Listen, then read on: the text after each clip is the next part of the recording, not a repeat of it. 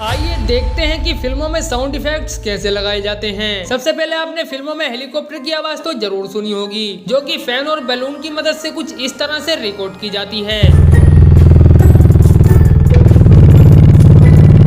Next आपने फिल्मों में ट्रेन की आवाज तो जरूर सुनी होगी, जो कि तराजू की मदद से कुछ इस तरह से रिकॉर्ड की जाती है।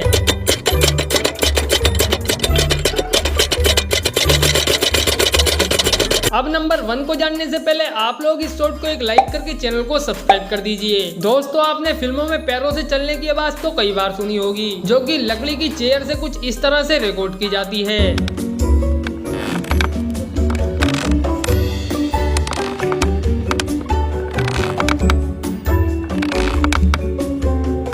दोस्तों अगर आपको वीडियो पसंद आया हो तो हमें कमेंट करके जरूर बताएं।